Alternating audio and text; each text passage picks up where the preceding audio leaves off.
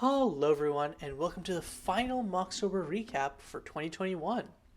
I'm Caillou, joined on the mic with Ancestral and Juliet Louis, and if this is somehow your first Moxtober episode, Moxtober is an annual event where for each day of the month of October, there's a one-word prompt, and based on that prompt, people make various creative endeavors related to the game of Magic the Gathering. Most people design custom Magic cards, which is what we review in these recaps, but people also draw art, make deck lists, write articles, and then creative related to the game. So if you're interested in participating a little bit late this year, and you can definitely still do that, or you can also hold off till next year. But as always, you can find designer credits for all of the cards we talk about today and the full files that we pull these cards from in the description. There'll also be links to various Discord communities for custom Magic, where we'll be developing some projects related to Moxtober over the coming month. So if that's something you're interested in, you can definitely join in there. Other than that, I think we're just going to get into the cards for today's prompt, Doom. So Ancestral, start us off.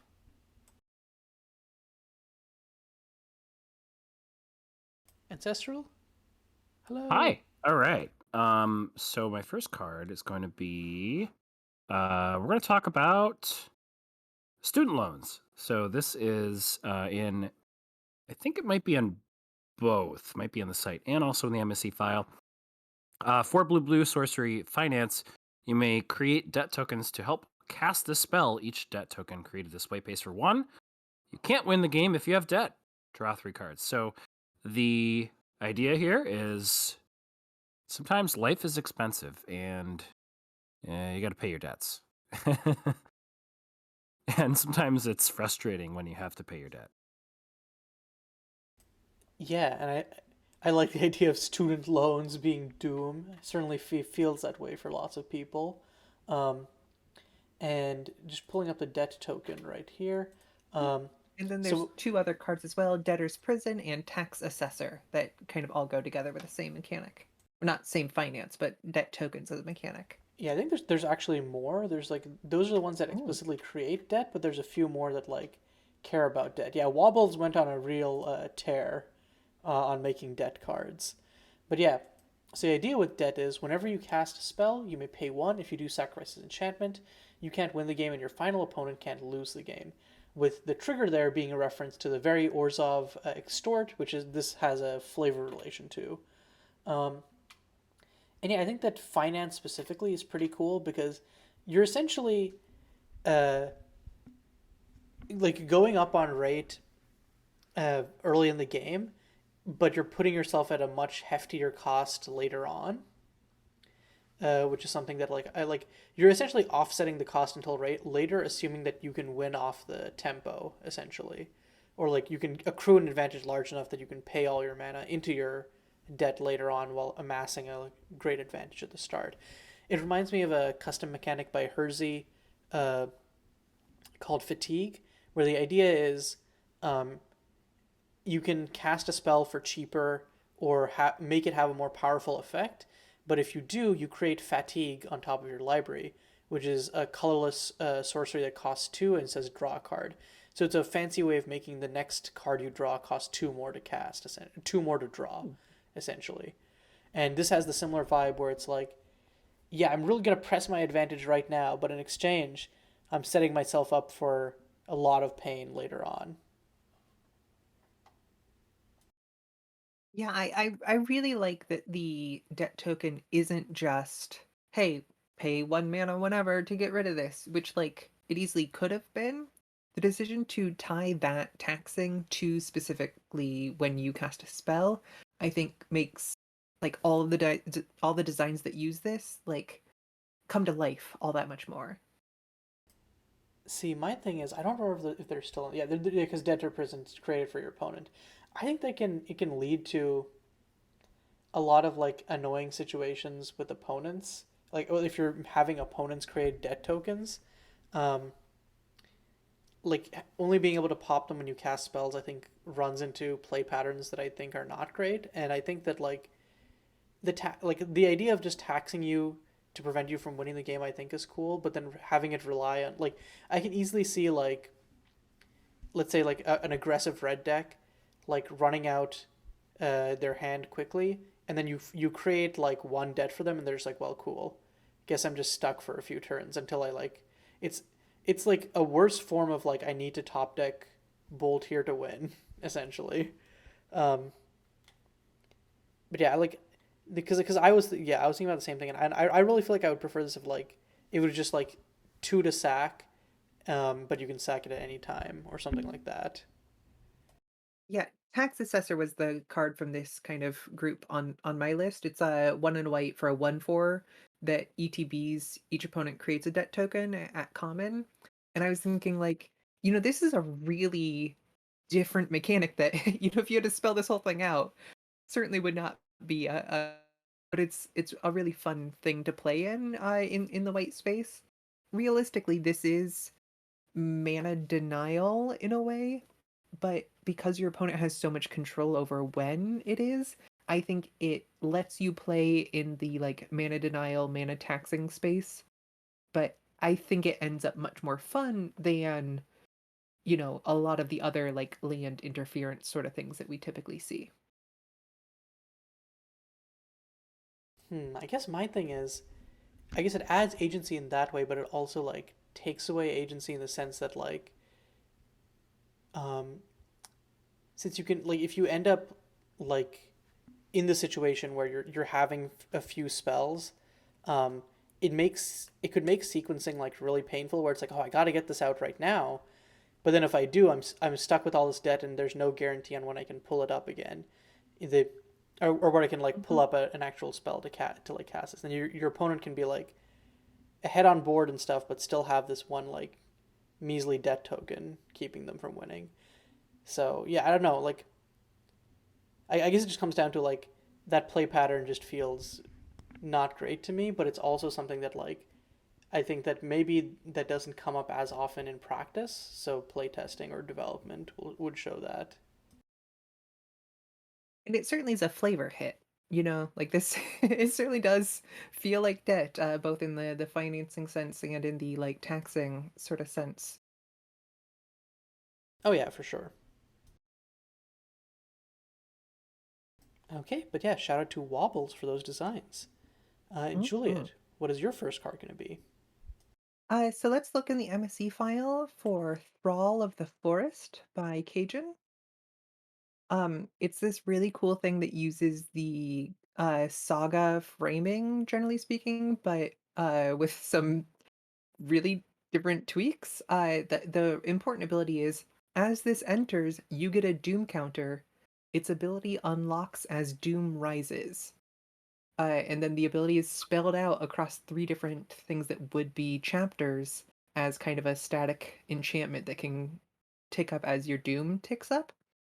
Uh, but this doesn't tick up your Doom past one on its own. Uh, uh, my like guess or understanding would be that other abilities or other omens you would have would like take up your Doom. And I think this is really interesting. There's a lot of different designs today that deal with Doom counters, and a lot of them end up just poison effectively. Poison one way or another. I'm always really interested in kind of like, okay, we're getting closer and closer to the brink. Uh, Even if this specific card doesn't have like, and your Doom counter comes along with drawbacks, just because it's named a Doom counter and your Doom is rising, I'm imagining there's probably going to be some interplay and drawbacks in order to get your Doom high enough. Yeah, and this is a crazy throwback for me because I remember when I first downloaded MSC. This was the example, like not this card specifically, but the Doom mechanic was on like the web page. Is like, hey, here's an example of like what custom saga icons can look like if you use like the mainframe templates. And I was like, oh, cool. And so to see like the mechanic like come back in this way is like pretty cool. And yeah, I love the like particularly to like the Doom enchantments is like the escalating feeling where it's like unlike sagas where it's like the escalation is by new effects each time. Here it's like it's the same trigger, but you get ever-growing payoffs as your Doom rises. Mhm.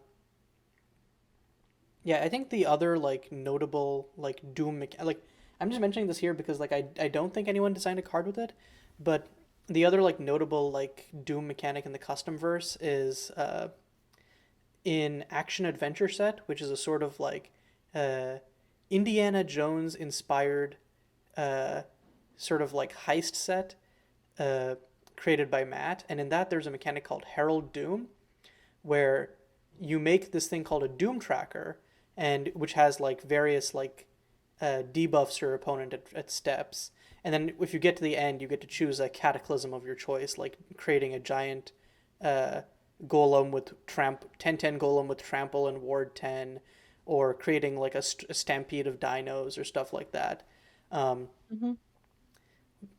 but yeah, one thing I liked about that is maybe I think like there's just different knobs, but their heralding doom was you have effects which let you herald doom to tick up your doom tracker, but also the first time you catch a spell each turn, your doom would increase, so it gives that feeling of like gradual progress and incremental uh, growth, while also like allowing you to trigger it proactively slash not making it like super parasitic. You only need one to really get the ball rolling.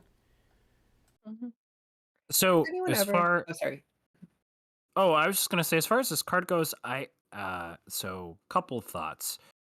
I don't know if it really it looks so much like a saga. It has counters like a saga.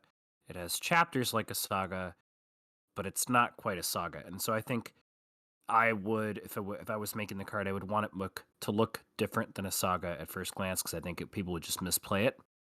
I but that's maybe a little bit of a nitpick. I think ability 3 is the the second ability, but number 3. Number 3 I think is maybe stronger than number 6. Uh so I think I would rather have 3. Like I don't know if how important it would be to get I don't know, this getting the spirit tokens is great. Just I don't know how the doom gets counted up. In other words, if doom is something that you might get a doom counter like on each of your turns, you put this on turn 2, turn 3, turn 4, uh you might not really get to turn 6 very quickly. Uh and you still have to obviously play a creature. So, I don't know. I definitely I see, okay, I put the creature on the board, it gets a +1/+1 counter. This is fantastic. And oh, it gets haste and trample. Cool. Put down this 5/5. It's a 6/6 swing. It's got the trample. This is fantastic. Get the spirit tokens after that. The spirit tokens don't have haste or trample. Of course, they're 1/1s, but The spirit tokens do gain haste and trample because they still get the first two benefits. They get +1/+1. They Mhm. get haste and trample. mm, They just don't go infinite. I think that's less clear to me. Like you're right. They do. But you're putting it on a card. I don't know. Maybe it's a nitpick, but you know what I mean. Like it doesn't seem obvious that the creature that you get. I don't know. Um, Sure. but I hear what you're saying. Yeah. Total aside, Caillou, does anyone, and I'm just like tapping on your like encyclopedic knowledge of all things custom magic here, of course. Does anyone ever play around with the blight counter mechanic from or blight mechanic from Sean Main's GDS2 entry? See, you're gonna have to. I don't know what the blight counters Mm, are specifically. I when you blight, you destroy everything with a blight counter on it, and then put a blight counter on something. So everything that like then so you might have a card that says like blight target artifact. And if your opponent has a creature with a blight counter on it, your green spell with a blight target artifact will kill that creature and then put a blight counter on an artifact so that the next blight effect will wipe out that artifact. There's this kind of like constantly encroaching doom sort of setup. Yeah, no, I don't think anyone's played around with that, and I think the main reason is just that like it feels like one of those mechanics that is like cool flavorfully, but having a mechanic that is oops all removal is just a nightmare in practice. So Absolutely. It's like but bookkeeping I like the and idea of yeah. like I like the idea of like do something to stuff with counter on it, then put a counter of that type on something else. And I feel like if there is a way to like frame that mechanic proactively, I think that's a really cool idea.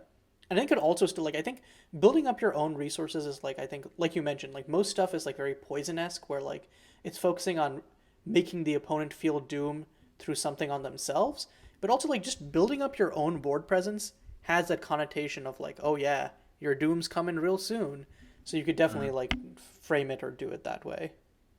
Yeah, I think this card is actually pretty strong, even just without the later chapters. That Mhm. hey, this is just the we've seen this effect a few times. There was the legendary green creature from Theros Beyond Death that we've seen this on other cards too, but just getting the +1/+1 counter on every creature you put down on the battlefield, that's pretty strong.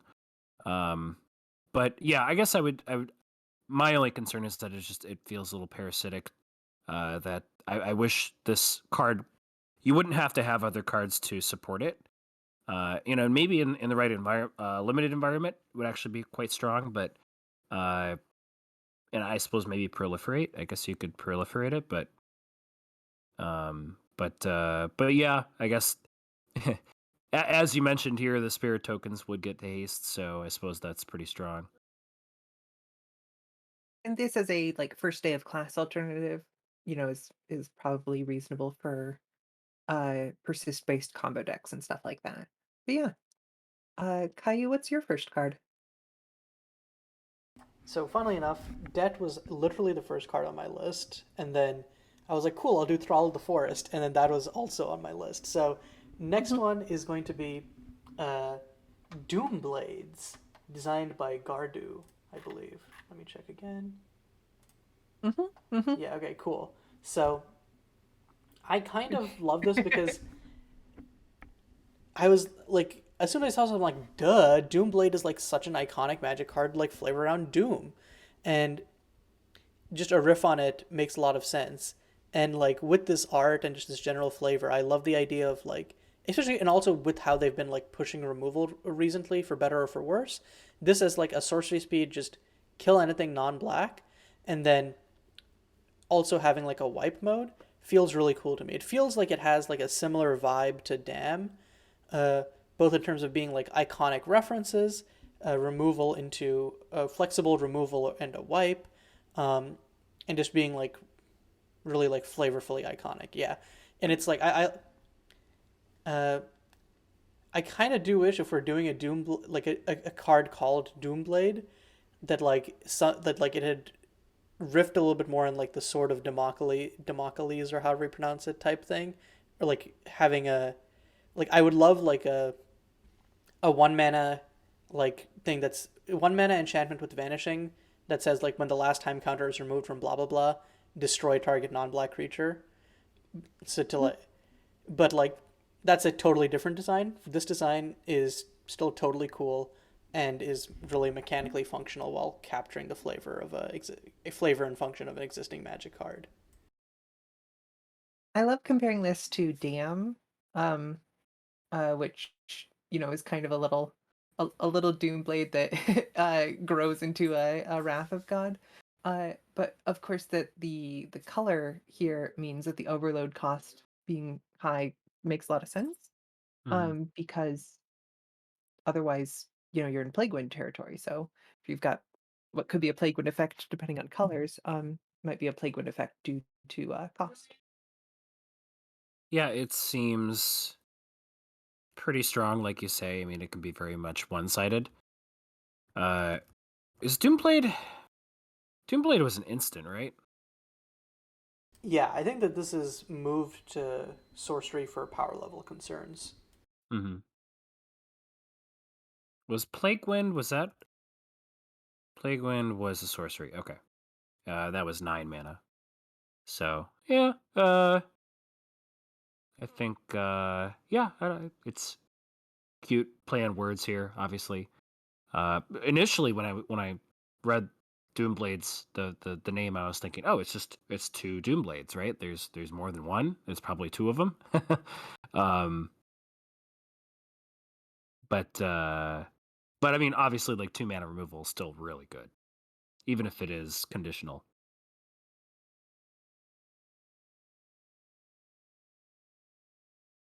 Yep. Okay. Oh, The sorry, go ahead. other go-to would be calcify, I want to say, or mass calcify.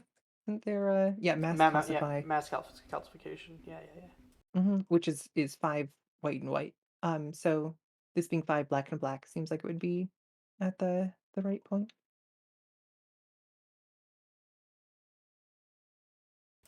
Okay. So ancestral, what is your next card going to be? All right. So on mtg.design, there's a card called Shadow of Impending Doom. 2 in a red enchantment. At the beginning of your upkeep, you may choose target creature or planeswalker, then reveal the top card of your library. Shadow of Impending Doom deals damage to that creature or planeswalker equal to the revealed card's mana value. This is probably a little undercosted, because you're getting basically a free. I mean, I'll just call it a lightning bolt, but it could be a something bolt every turn. And sometimes you're probably going to whiff, and it's not going to deal any damage if you see a land. In the right deck, maybe you can scry, filter, do something with the top card, but I do like the flavor here. I do like the. He's got a little umbrella. And I do. I mean, I think it is fun, just not knowing what's going to happen, but knowing that something's going to happen. Uh, it sort of reminds me a lot of playing a lot of games, like whether maybe it's games involving dice, right? Like it's if you've some of the classic games maybe many of us grew up with playing, like Monopoly, where you have to. I hope I don't roll, a certain number and land on that square with the big hotels. That it's sort of something bad is probably going to happen. How bad is it going to be? Yeah, I love. We were talking about Sword of Damocles, but what about the Piano of Damocles? There's a tier list of these things. Um, Mm-hmm. I agree that it's probably a little undercosted, but it's also interesting how the costing affects flipping copies of itself as well. So, but yeah, that's like a minor thing. I definitely think like 4 or 5 mana makes a lot of sense, especially since like if a deck that's running this is probably big red anyways, which also is going to have like a decent proliferation of cheap removal, to be fair, like shock, but it's also going to have like big 6 mana walkers or like 3 to 4 mana rats. Um, so like I feel like there'll be a lot more like decent mana value hits that you can get to just shred an opponent's board and then lock them out of the game, which should not be something that's available on at for a 3 mana at 3 mana on the curve, presumably.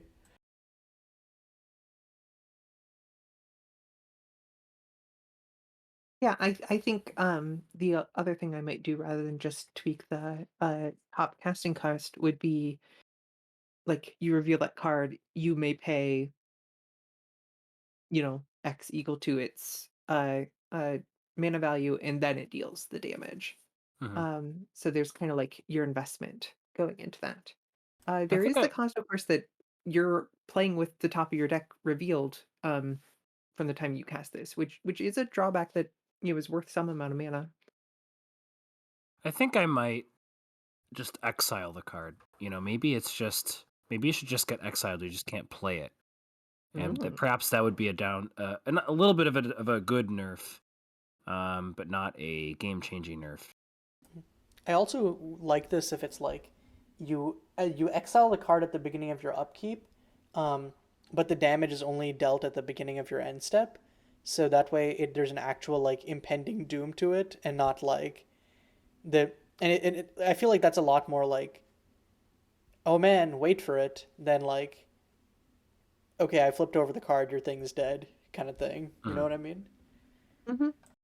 Absolutely, especially how that would affect blocking uh, concepts in limited. I think that's the best change we've suggested so far. Woo. Okay, Juliet, what is your next card going to be? Okay, so this is a wild one. We're going on the MSC file. Um, this one I'm doubting is on anyone else's list. This is Sollux Captor / Sollux Captor Mage of Doom by gynoidpoet. Joke's on you, this is Um, on my list. okay. Well, Hmm. so this is obviously this is a top-down card. This is a a classic character, if not a beloved character by everyone. There's someone who loves every troll somewhere. Um, even Equus, even Eridan, even Solix. But really, Doom is a really, really Excuse interesting me, concept. it worries me that you didn't say even Gamzee on that list. Hold up. Oh, no, I don't think there's anyone out there Cool, for cool. We found uh one. We found one. no thank you. Prefer not to think of their existence. Anyways, I so Doom is a really, really interesting concept from like a Gnostic aspect of literary criticism. While the aspect usually referred to as life, I like thief of life, like Mina or Fefri or Jane, um, is about having power over things and the relationship you have to the things that you have power over or the people you have power over. Like that direction of relationship is life. Doom, as far as like the literary point of view, is about your relationship to the things that have power over you. The things that like the thing about things that have power over you is they're usually not thinking about you at all, often to disastrous consequences. And that like your one's story or one's focus on a literary arc being about that relationship is like almost always tragic as a result, which is part of why, presumably it's named Doom. So that's kind of the interesting thing I have to say here. The card has a few good number puns, and I think it does a good job being worth casting, despite its long text. I'd be like, oh yeah, I could I could justify casting this and going through these steps because I think the payoff in both directions is reasonable to build around. Yeah, and for people who are going, what the fuck are you talking about? What are trolls? What are aspects? What am I looking at? This is based on a character from Homestuck, um, popular and polarizing webcomic.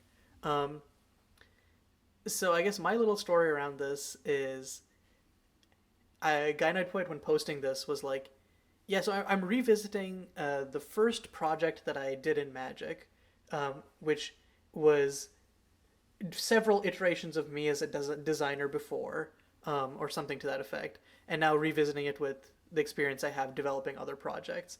And they had it spoilered, and I'm like, I swear to this is gonna be Homestuck. Like I just had like this instinct, and I was like, oh my god, it is, because the spoiler, because the image spoiler, right? You can see how big it is, and I thought it was the size of a double faced card. And the reason I knew that is because including myself, I think I know like two or three other people in the custom Magic community whose first projects were just like making Homestuck cards. So Hmm. it's very funny to see it all come full circle. As for the design itself, I think that it does a lot of stuff, and my worry is that in doing so, it could be a lot to parse / keep track of. Um, I, but like I want, so I'm wondering if there's a way to like sort of like simplify it a little bit. Um, Otherwise, I think that I think there's obviously like a known risk by adding sub games back into Magic, and I think that this is kind of, yeah, I think that this is doing like a lot of stuff where it's like, I don't know if I would like to play in a format where this card existed, but as kind of an art piece for representing the character while still doing magic-y stuff / being magic mechanic compliant, I think it's pretty cool.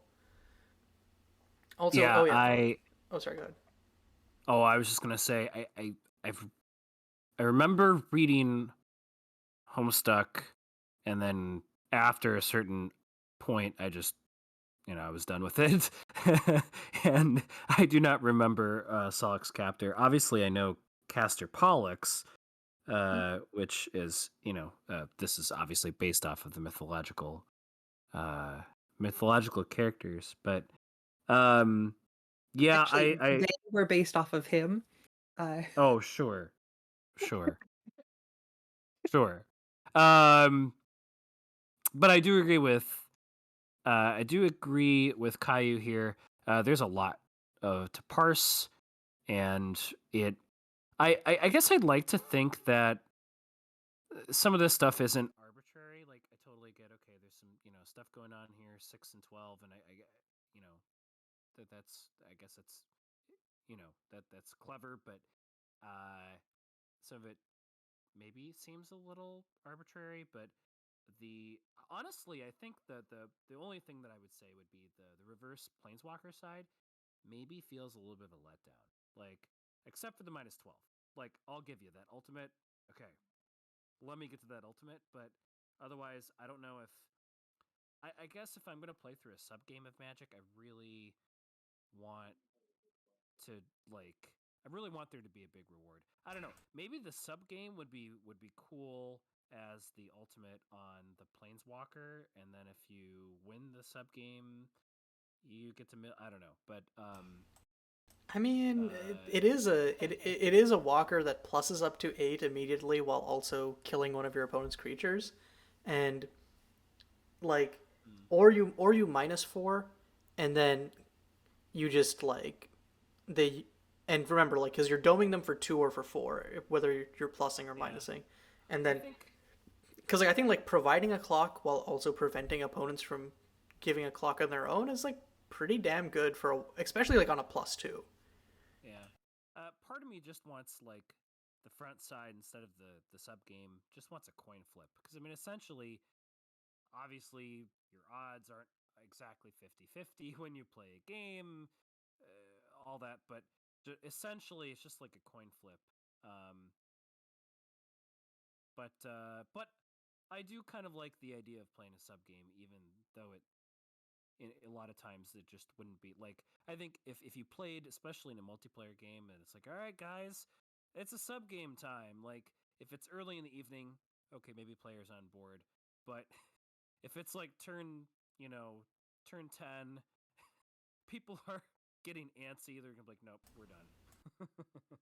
I do like that the benefit for losing the sub game is losing 6 life and drawing 2 cards. That's the that being the worst case scenario for this card is really what pulled me in. That's not like you just lose 6 life or whoever wins gets this thing. It's like, no, if you lose, you get this big drawback, which might lose you the game, but you do draw 2 cards, which a lot of the times you'll trade 6 life for 2 cards even at 4 mana. You might still be up on that bargain. Mm-hmm. Yeah. Yeah. I guess the only other thing would be it feels like the front side of the card is relatively unused. You know what I mean? Like the fact that it's a 1/3 almost really doesn't matter. I mean, I think anyone would be pretty stupid to reanimate this from your graveyard. So it really just comes down to it's a 1/3 for a brief amount of time, and then it gets exiled, or then it gets transformed. So I don't know. Maybe there's just a missed opportunity, but I don't want to harp too much on it, like bad on it. I think that I think that it does something interesting. It's taking some risks with the design, and so I do like that part of it. Yeah. Also, quick end note: if anyone ever wants to talk Homestuck class specs for characters in other pieces of media, hit me up. That shit's my jam. Oh, Caillou. We have a lot to talk about. Hell yeah. Okay. But for now, the thing we're going to be talking about is my next card on this list, which is going to be from the MSC file. It's going to be Doom Defied. So this is 1 in a Mardu. Take an extra turn after this one. At the beginning of that turn's end step, you lose the game. So, classic red extra turn spell. Chance of Glory also says hi. But as Fateful Hour, if you have 5 or less life, you may put a glory counter on target legendary creature or planeswalker you control. It gains you can't lose the game, and when this permanent leaves the battlefield, you lose the game. So essentially, lichifies something you own. And Yeah, I really love the way that this plays. It feels like a very flavorful concept, but also executed in a way where uh, both quote unquote modes are still like relevant and useful to a degree. Like I could totally see this as like, yeah, we're just gonna use this as an extra combat spell to just kill the opponent while also like drawing a card or whatever. And hey, sometimes we can even just mitigate that downside completely. I almost wonder if this should just like be creature or planeswalker, because I think that like being at 5 life feels like a low enough thing, and like with a lich, usually like you're like the lich's mastery or whatever, they're all like enchantments or artifacts or whatever, which are harder to interact with the main board. Well, like creatures and planeswalkers are kind of the standard types to have answers to. And especially since you already need the 5 life threshold, I think it's totally cool to just remove the legendary line of text there. Otherwise, I just kind of love this design. I think it's really solid overall. Yeah. Uh that that extra text is very dangerous. Like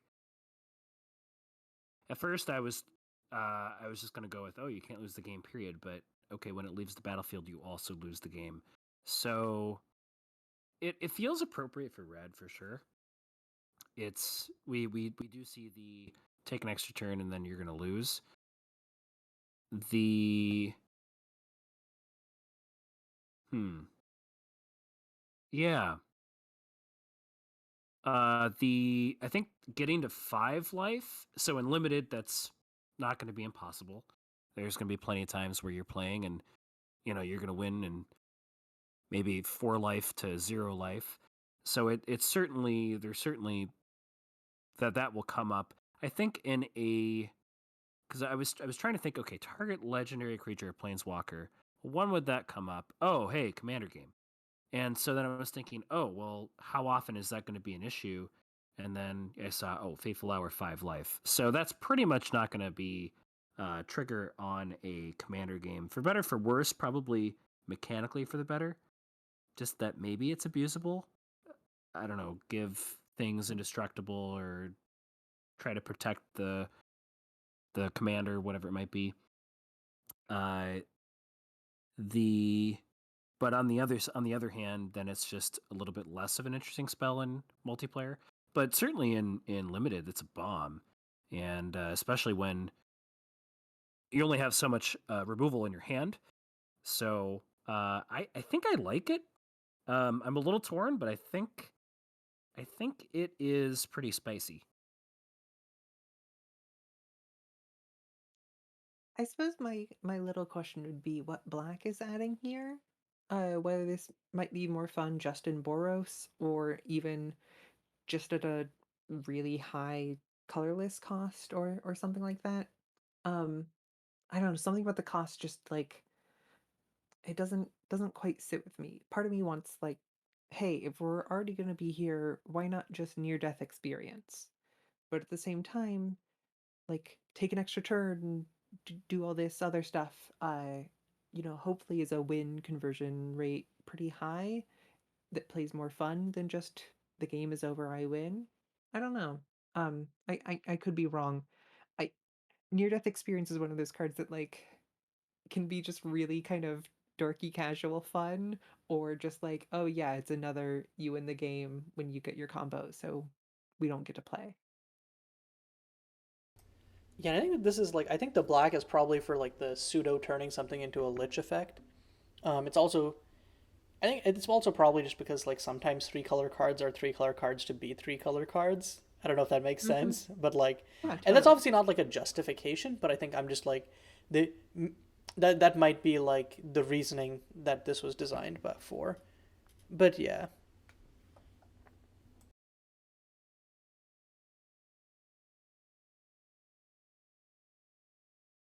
okay, ancestral. What is your next card going to be?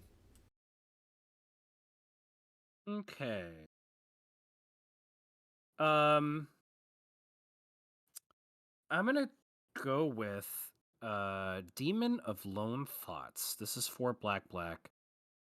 It is a 6/6 flying creature. It's a demon.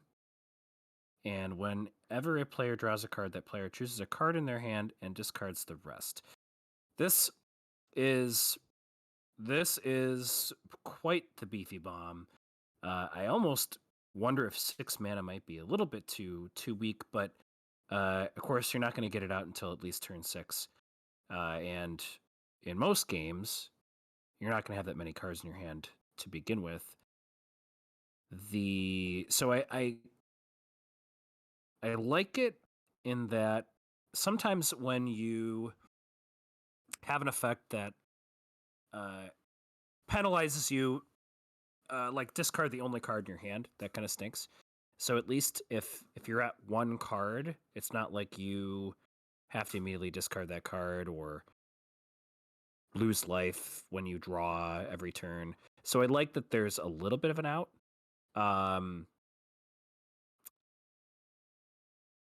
It's also symmetrical. Yeah. So it's also symmetrical. So like. Oh, of course, yeah. The 6. There's 3 6s. No. I'm saying like the effect is symmetrical. So like it doesn't say whenever an opponent draws a card. So when you draw That's a card, true. Like that's a good point. Yeah, and obviously, like if you have madness or graveyard recursion or something. Yeah, you can definitely like helpful. mitigate it, but like it's also like one of those things where you could definitely just like get domed where you like where like you try to go to draw a card and they're just like, cool, I kept my removal spell. You're gonna lose your hand as well. Stuff like that. Yeah, my favorite part about this card is the symmetry. It is funny that it hits the opponent first, assuming you don't have any, you're not saving your draw spell for after this card, which would be very silly to do. Uh, and like part of me is like, well, then your opponent never gets the chance, but they do always get the chance to like monomania, like hold on to 1 card at least. Yeah, it feels like. Oh, sorry. Go ahead. Oh, sorry. I was just gonna say, part of me just feels like to save a little bit of time would just be like whenever you draw 1 or more cards, that. Otherwise, just with every card, you have to decide: do I keep this? Do I not? Which not horrible, but just takes a lot of time. Where if you're just drawing 3 cards, just draw all the 3 darn cards and then just choose 1. Makes sense. But yeah, I think I like just this feels like classic group slug type effect. So, big fan. Yeah, certainly. Nekasar would love it, or I don't know. Honestly, just pretty much any black deck is gonna love it. Okay, Juliet, what is your next card?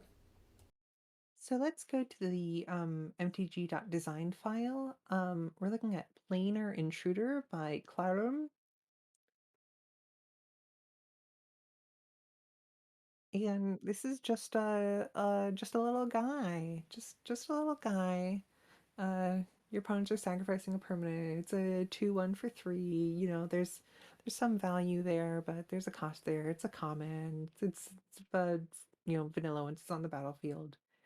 The thing about this for me is I like the dread that a standalone little Eldrazi guy evokes in me. There's this feeling that, like, oh no, here we go again. Where one comes, any or all could follow, you know? So the dread, the doom that I felt in like reading this card and thinking about my reaction to seeing it in a spoiler, I thought that emotional space was particularly resonant with this theme. It's an Eldrazi fleshbag marauder, like a baby marauder. It's it's also 3 mana. Although actually, in a way, this might be stronger each opponent.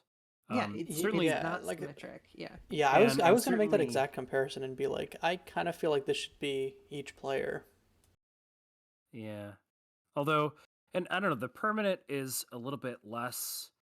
Well, in a way, it could be a good thing because if you have, just some investigate like clue tokens or treasures, sure, whatever. Or if it's turn 7 and you have never missed a land drop, sure, just chuck the land. But on the other hand, if it's turn 3 and you put an enchantment down, or you have your single creature, and then it's like, okay, do I lose my creature? Do I lose a land? So yeah, I don't know.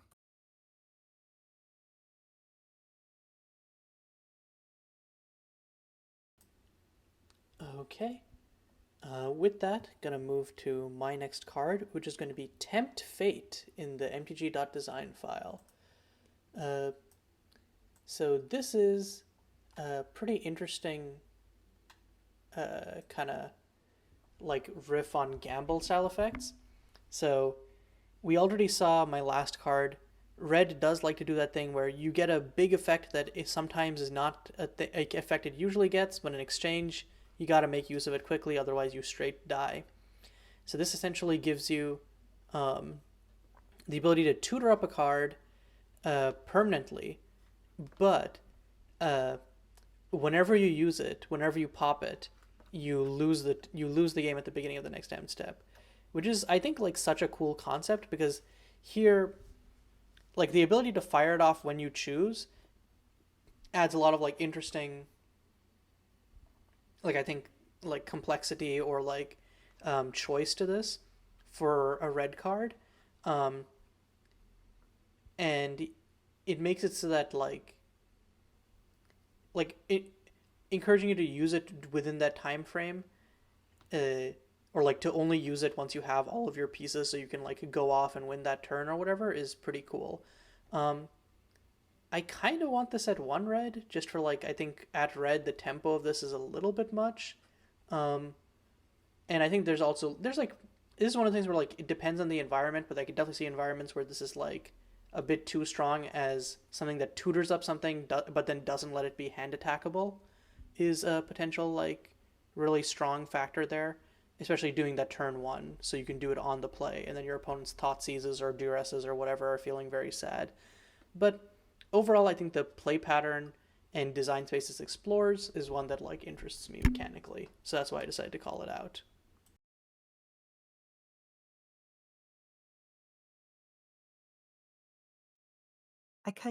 Okay, so this is a very silly thing. I'd love it if any player could play that card, but any player who does, it still gains that ability. So, like, most of the time, even if your opponents have the right color of mana, they're not going to use it. But, like, picking the right card that will win you the game but won't win anyone else the game before the next, like, turn, or that, like, you can bait them into casting. I don't know. I know that's not what the card is, so, like, talking about some speculative other design, but that's the thing. Like, I really want to like tempt fate even more so. Oh yeah, I could definitely vibe with that, where it's like, cool, like it's there, and then your opponent can maybe, if it's like an instant speed thing, there's the risk of like my opponent is gonna like snatch this out from under me, so I can't combo out. And Mm. so, especially if I've like, let's say like I've double tempt fated to get like two combo pieces, and they're like, cool, in response to you casting that other spell with tempt fate, I'm gonna cast my own spell with tempt fate, and then we're just both gonna, I'm gonna go out with you instead of like straight losing the game. Yeah, Flavorfully, just with that name, part of me just wants to like make it a coin flip or something. Like, okay, flip a coin, and if you lose, you really lose. Or maybe it, yeah, I don't know, gets shuffled back in, or uh perhaps, yeah, perhaps the stakes need to be a little bit higher. Or The stake is you losing the game. What is the, Yeah, I was gonna is there a higher stake? Like the next dog? card the next card I I'm going to guess talk about will, but we'll I get guess there. what I mean to, yeah, what I mean to say is uh I don't know. I guess you can make the argument that if you know Doom is coming, that's worse than if you don't know if it will come. I don't know, but I guess from like a design standpoint, it, I don't know, tempting fate. So obviously, fate means, it usually implies that it will happen, and then you're just kind of speeding that up. Maybe it's actually fine. Maybe my suggestion isn't warranted. Uh, but I do think for combo decks, this is a bit too much. And I think it would just degenerate into who can get their combo out the fastest. That's my only concern, but This is part of why I want that like, okay, the card goes in the center of the table sort of thing, because then you've got like two different Tempt Fate decks against each other, and you're like, okay, so we put the cards out in the middle of the table, and who's gonna be the one to like try to do the combo? You have a fun like weird test of wills doomsday thing going on.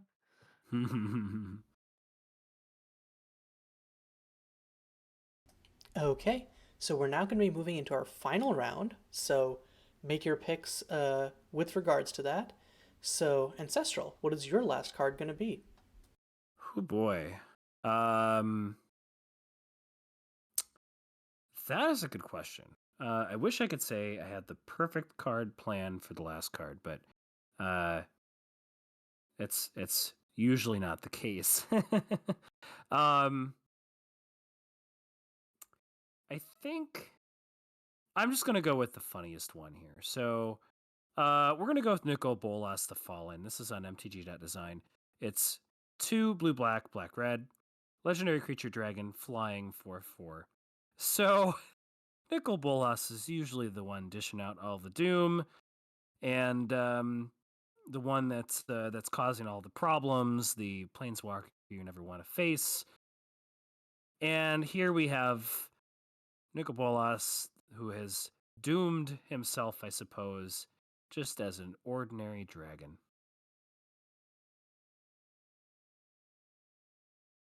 I love even as an ordinary dragon, this is a relatively easy to cost 4/4 flyer for 4, which will win you plenty of games. That's actually probably true. Ironically so, yeah. I Yeah, do yeah, like the flavor text too. All he can ever do is think about how much of a fool he is, doomed to stay in prison for all of eternity. yeah. I kind of almost wish that this was like had some riff on the original Nicole Bolas ability. Like when Nicole Bolas deals damage to a creature or player, discard your hand or something like to just go even sillier Mm-hmm. on like the ability. Yeah, but yeah, I think the concept of the mighty once fallen is cute. So okay, Juliet, what is your last card gonna be? So I'm going to do a quick shout out to Fatal Investment. Interesting card. The card I'm going to talk about is in the MSC file. It's Strange Device / Blinding End. Um, it's well, it's a card that is hitting a theme that I think we could stand to talk about more. We don't talk about the bomb enough in our art and media. This could stand to be even more dreadful, I think. Um, and I know I'm engaging in speculative design here, but I think something that could remove one entirely from the game of Magic, if only for a moment. I'd cite there's a really great TTRPG module called the Sarcophagus by Geostationary as an example of one way to like play in this space. Um, but I'm just like I'm really interested in, hey, what's our responsibility around like depicting this? What's our responsibility around like playing in this space or reminding us about this like terrible war crime thing? Again, sorry to like bring real life stuff into I Magic, but it's kind of an interesting question. I think this specific mechanical design, I would remove the may on the cast when it hits just transform and cast it. Mm-hmm. Um, but I suppose one question I have is, what would silver bordered tragedy look like rather than silver bordered comedy? Yeah. I'm going to be real. I do not trust Watsy's flavor team with handling that. I don't trust most custom designers with handling that. I don't trust myself with handling the flavor implications of it. There are a few custom designers or people I know that I think I would trust with like handling that with like an actual level of like respect slash doing good work on the flavor and research to actually make it like a relevant metaphor or representation of the experience without like taking away or trivializing elements of it. But yeah, and I think that's also due to magic being like a difficult medium to tell a linear story through. So you'd have to think about ways to like frame it in a way where it's like, what are vignettes related to this that are impactful and representative on their own, just because of how magic is as kind of uh, maybe pretentious, but let's say like a piece of media or a piece of art or whatever. Um, Mhm.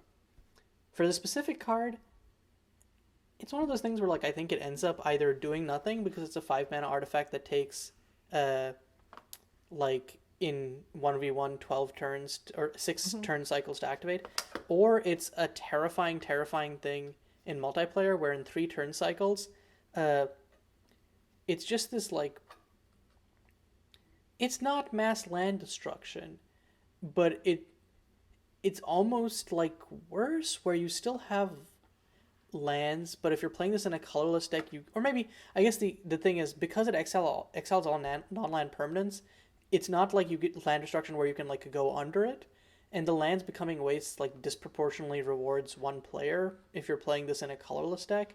So like mechanically, I'm not sure how much I like this as like a game piece. So Oh yeah, I agree Yeah. with you. It's not good because it color hoses against all colors except for colorless. So it reminds me of with the one Ugin where was it the Ugin Karn? One of them that like I can't remember which one of the planeswalkers, but basically colorless stuff. You know, exile everything that is a color, and it's just like okay, cool. So the rich got richer. The the guy with the effect is the guy that's going to win the game. Yeah. I totally agree with all your guys' mechanical comments, and I know this is a bit of a downer, but it's one of those things that like, hey, when we're talking about Doom, when we're talking about the month where we process our very near relationship with death and dying and the dead, I kind of question as much as we I totally agree with you, Caillou.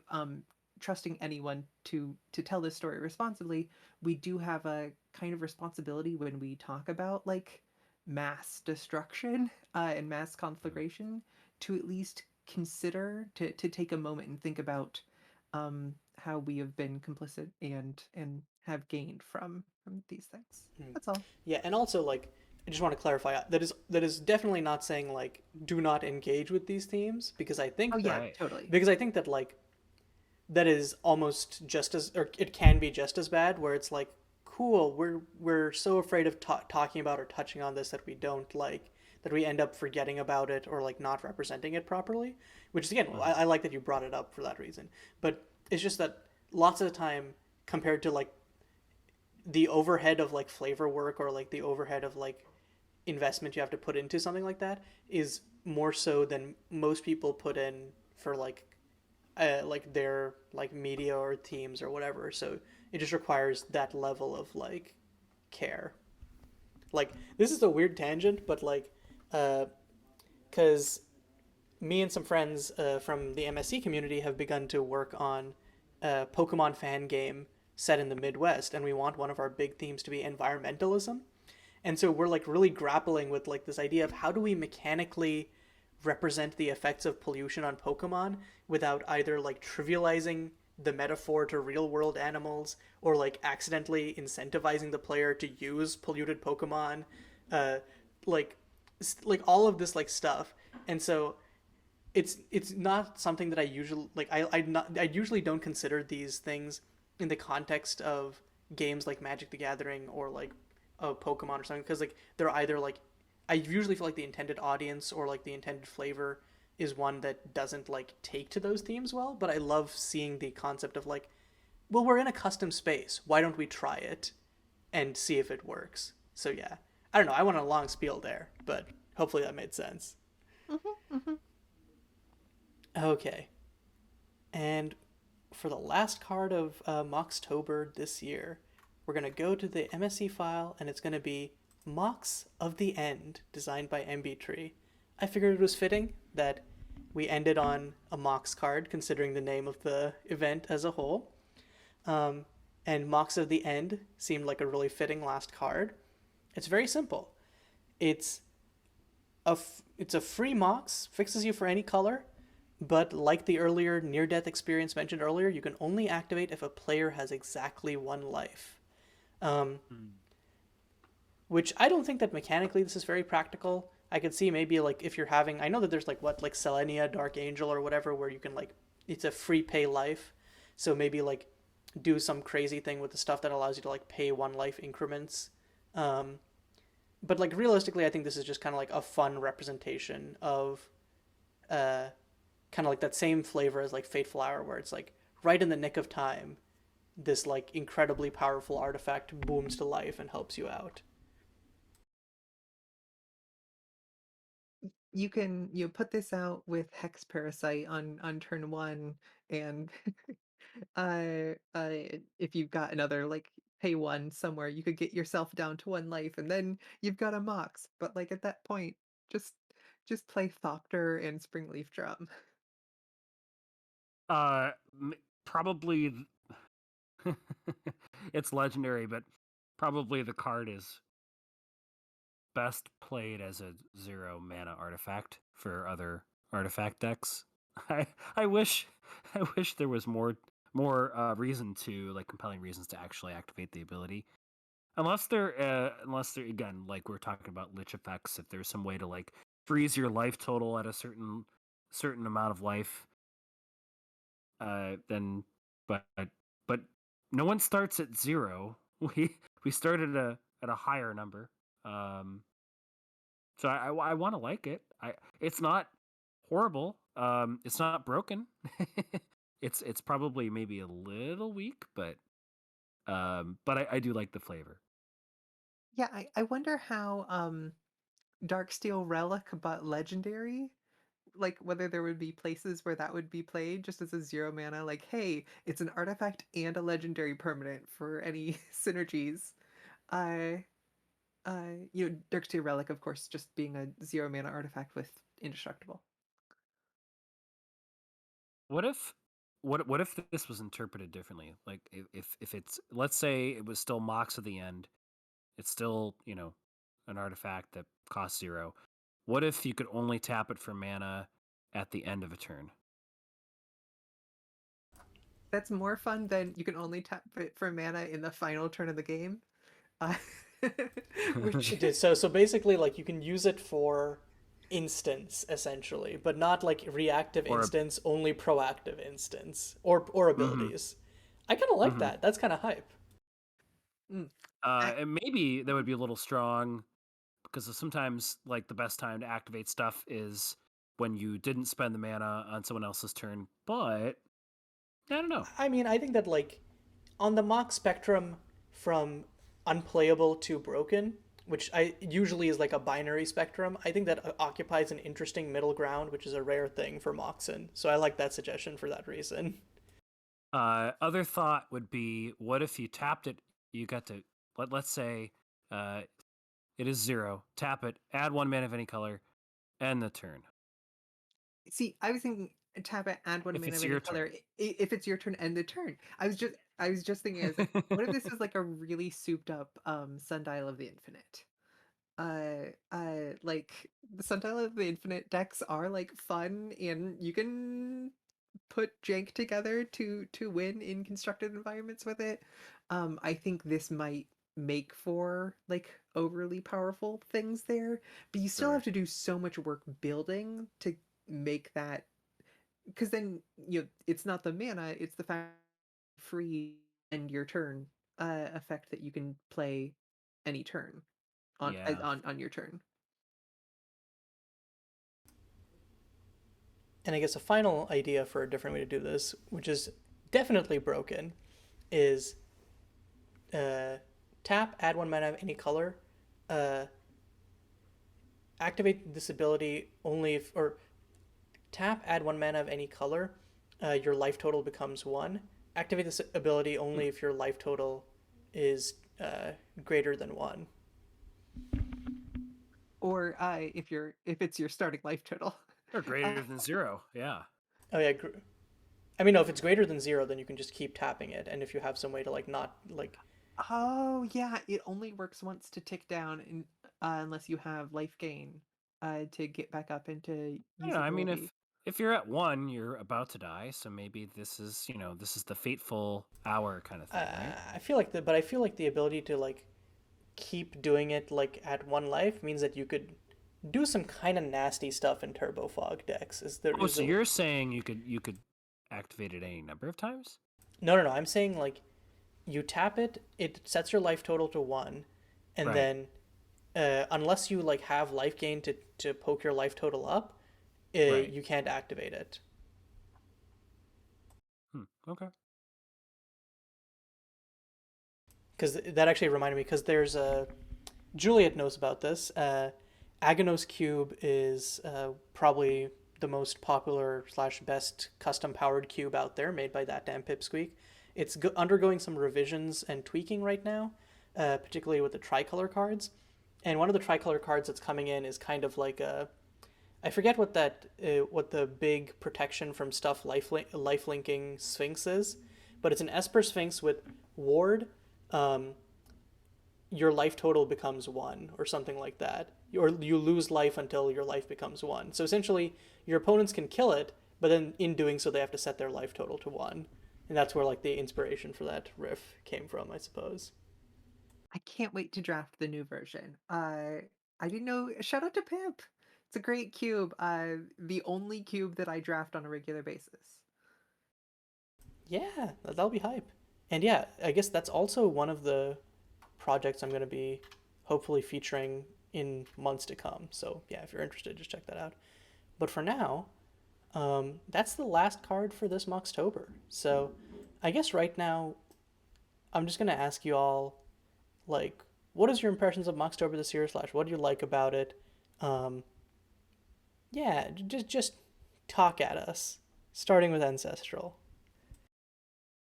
Well, I was excited by the sheer number of entries we had. I think we had way more participation than we did in any previous years. This is only my second Moxtober. I had a blast. I think a lot of people really enjoyed the the challenge. I don't think most people made a card for each day. There certainly were some, uh, but um, but I think that just having a design challenge is kind of cool. I think the best thing about it is just to see how people interpreted it and to see how they did it differently. I think that's the probably the coolest part for me. There were so many interesting and just designs I would have never have dreamed of, or taken prompts and just kind of run with it a completely different way. And so I think that was the coolest thing for me, is just seeing what people can do with it, even if it wasn't the best design or the most balanced or the most playable. Just seeing the most interesting and just being surprised. Yeah, and one of the recordings I'm going to play later touches on a similar thing, where the idea is like, lots of times with designers, like iteration is king. Um, but like what Moxtober forces you to do is sometimes you can, as a designer, you can get into your own head a lot and just like not commit to something. Um, and that's like kind of the power of Moxtober. It's like it gives you direction and it's like, hey, you have a day to make something. So whatever it is, just make it and put it out there. Everyone is doing it. So just to do it, and there's and whatever quality or state of completeness it's at, you've done a thing. So like yeah, I really appreciate that part of it. Okay, Juliet, what about you? First thing I want to do, of course, is thank the people without whom Moxtober just like wouldn't be Moxtober. Um, and like definitely top the list, of course, are Caillou for uh, really getting these really cool video recaps throughout the whole month. Ancestral for the mtg.design website. Bradley Rose for the kind of beginning of Moxtober. Mark Confidant for setting up a good kind of collation of days. Cajun for the incredible MSC LackeyBot integration setup and everything that just makes it possible for us to see all of these cards together and like compare them to one another and everything. So I just want to take the moment to thank everybody. The other kind of cool thing is how much momentum we've gotten. You know, coming from last year where I think a lot of people were coming into this, and then this year a lot of people got to see stuff from last year or participated just a day or two last year, that sort of thing, and then were much more involved or engaged with community or got to got to share cards or do like full entire projects and everything during this month. And I'm just so excited by that momentum and potentially what comes next year. It makes me, there's kind of an impulse to be like, oh, what if we did these things more often? But at the same time, I think part of what makes this both magical and a success is that it comes once a year. I think a month is a great length for this. I'm excited to see what everybody does during Naga Demon.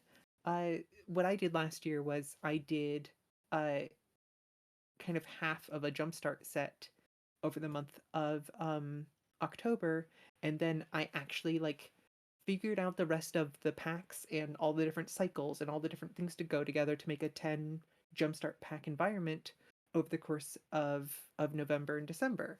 And so like being able to get enough groundwork done using all of these prompts as inspiration and these deadlines as reasons to actually get something on the page so that you can actually convert that into a project later is something that's been really rewarding for me personally. So I'm excited by the community, I'm excited by the momentum, and I'm excited to see what comes in the future. Hell yeah. And I think that one thing is, yeah, like, I think that the thing, like to kind of riff on your point about like doing this once a year makes it special.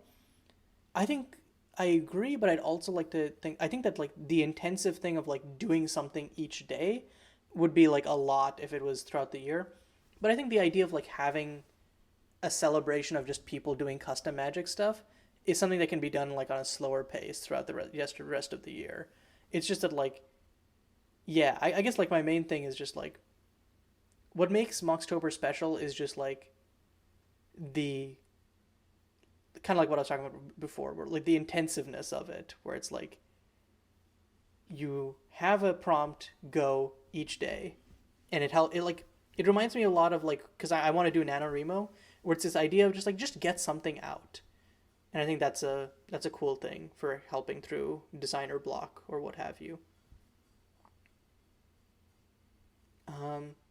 But yeah, I guess with that, gonna be wrapping up the portion of the episode where y'all are on, and then I'm gonna be playing some audio clips. So thanks you guys for joining, and like Juliet mentioned, thanks so much Ancestral for setting up mtg.design.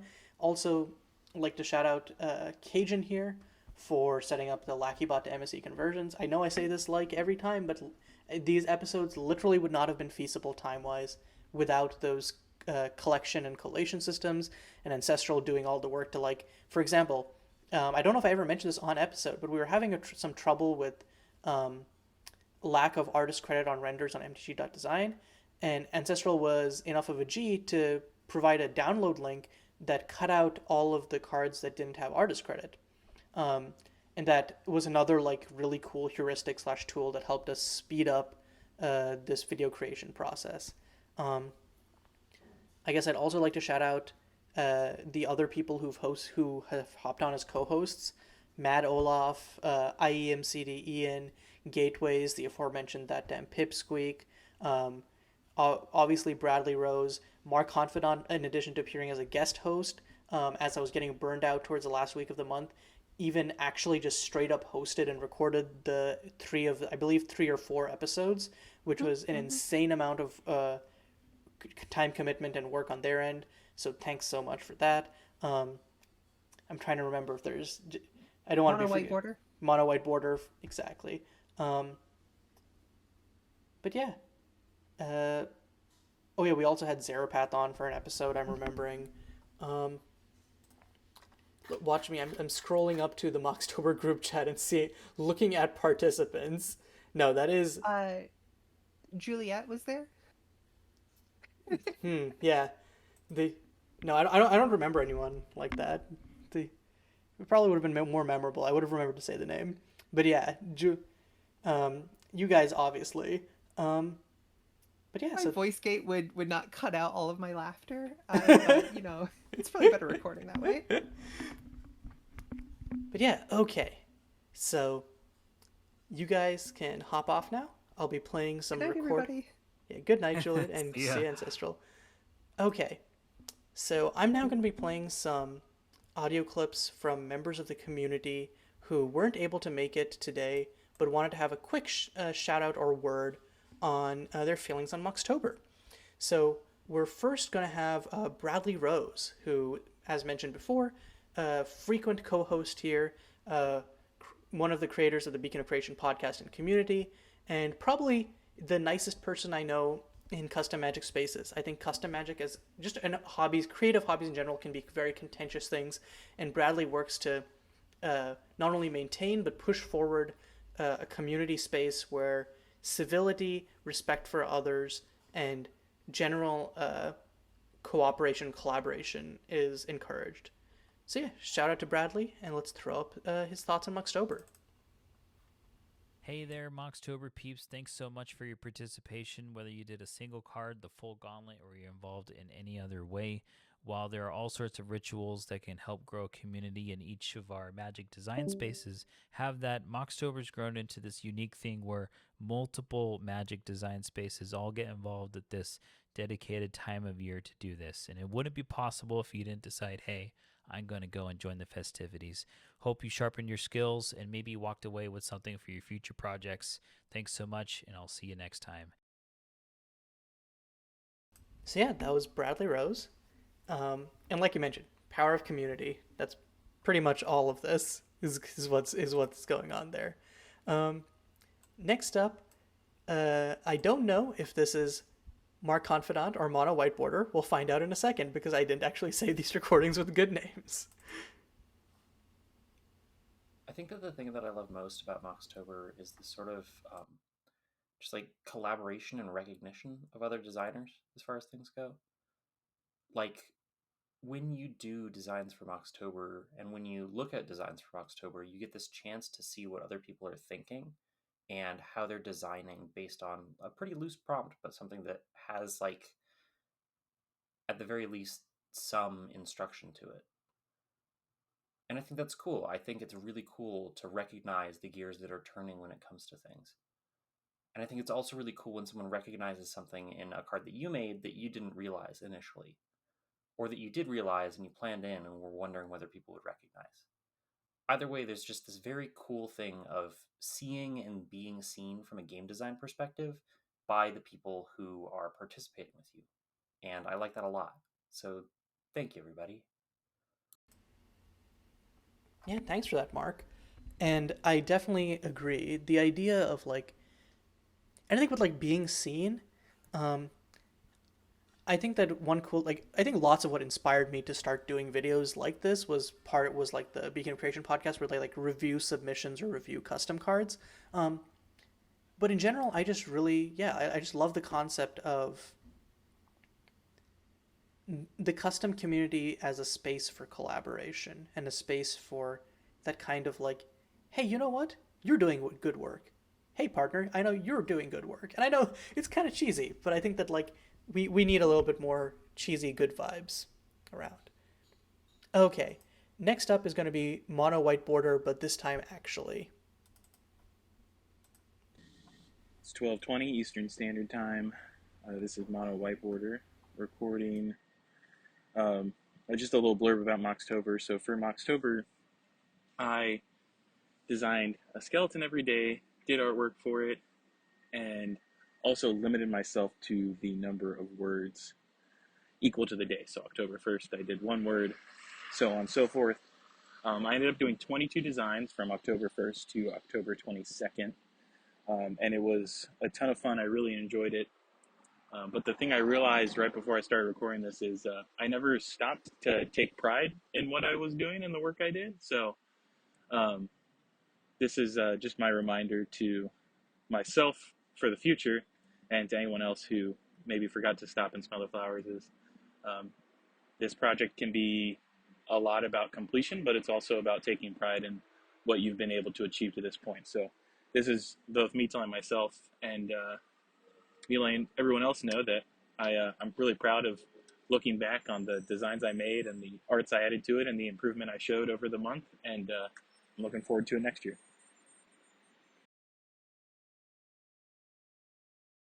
Thank you for those words, MonoWhiteBorder. And I think, yeah, like the idea of like, it comes back around to what we were saying before, right? Where it's like, it's very easy to be self-critical and be like, oh, I didn't do all of the prompts, and so I'm not as good as the ones who did all of them. Oh, I think my design was maybe like less flavorful, or maybe it was like less mechanically coherent than other people's. In the end, the point is just doing something, putting yourself out there, which is hard enough in any hobby. So just, yeah, appreciate what you've done, and if there's something that you feel like you want to improve on, you don't have to let go of that, but then don't let it be something that festers or like has a negative impression. Just take it as steps for iteration, because again, literally everything in game design and in magic design is iteration. So yeah. Finally, we have one last voice message. The sender of this wishes to stay anonymous, but we're going to play their voice recording and comment on it. What I love most about Moxtober is that it tests your instincts as a card designer. A lot of times with a card, you might not be sure where to go with it, or you might be indecisive, want to play it safe until you get feedback from others, and then you really know what to commit to. But with Moxtober, having to come up with a card every single day, you don't really have a whole lot of time to get that feedback from other people. So you have to come up with a card yourself. You have to commit to something at the end of the day. In this way, Moxtober encourages you to rely on your own skills, your own instincts, and not on other people, which I think will make you a better card designer. And I really like Moxtober because of that. Okay, yeah, so thanks to that anonymous person for that comment, and that's kind of just been what I've been harping on throughout, just forcing yourself to take a step out of your comfort zone and try something new. Okay, and with that, oh my god, we're done with Moxtober. So, it feels a little weird to still be on the mic alone, usually because I'm doing this with other people, but I guess now I want to say a few words about the stuff that I loved about Moxtober. I didn't know this existed until last year. I'd been in the custom magic community for 2.5 years at that point. I'd only recently discovered Beacon of Creation, and I was like, wow, this is a really cool concept. I want to like get more people in on this. And I think through the efforts of so many people in the community, it absolutely blew up this year compared to like, if you look, like, we're featuring a microcosm of cards here. There's been cards posted on Twitter. There's been cards posted on Reddit. There's been cards posted on TikTok, for God's sake, that I haven't collected. Like, the reach of Moxtober has become so huge, and I love that for the event, and I love that for just like, I love the idea of like, lots of times in custom magic spaces, this is a common sentiment I feel like people express, is that sometimes it can feel insular or hard to get in on something because it feels like there's this group of people who are involved with a project or a thing, and you have to like get in there. And Moxtober, I think, kind of like had the opposite feeling, where it was, sure, there are these communities that are working on it and that like where it originated from, but it's so decentralized that there are people working on it who aren't even like aware of the stuff going on in other parts of it, because it's just such a like the core concept of it is so like transmutable or transferable that it's just like, yeah, take these prompts, design them. You don't need to have any other prior knowledge of anything other than Magic the Gathering to just go in and do that.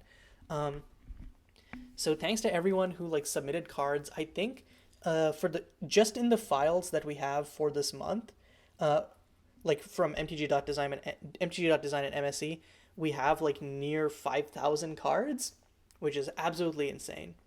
I'm going to try and stop rambling now. So here are a list of things to look out for in the future. I've mentioned a few times in the episodes that I'm working on Moxtober Cube. That is an ongoing project, especially since, like, again, a decent number of the cards came in within the last week. So sorting through them and figuring out where they slot in is going to be difficult. If you are retroactively adding cards, I would ask for monocolor cards and cards that are of common or uncommon rarity, because those help out a lot for filling out the set skeleton.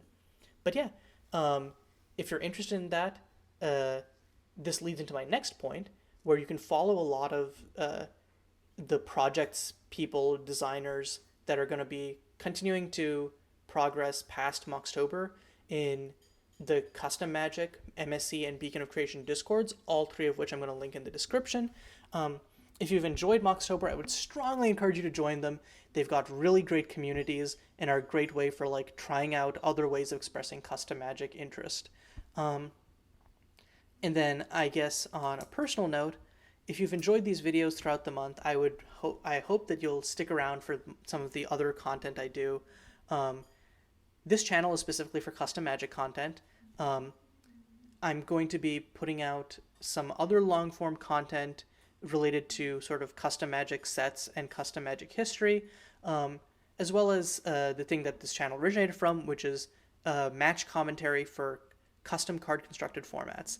Custom card constructed formats are kind of my favorite part of custom magic, because they represent kind of an aspirational quality for people to make custom sets to words, and they're also just like playing with cards. It feels like a natural progression for designing them, but it's sometimes like hard to find spaces in which you can actually playtest cards. So that's kind of my love there. So that's my pitch for if you want to stick around and join in custom magic activities and check out videos on my channel beyond this month. Otherwise, thank you guys so much for sticking with me and Moxtober throughout the month. And yeah, for the last time this month, thank you for watching, and I'll see you next year for Moxtober 2022. Until then, this is Caillou signing off.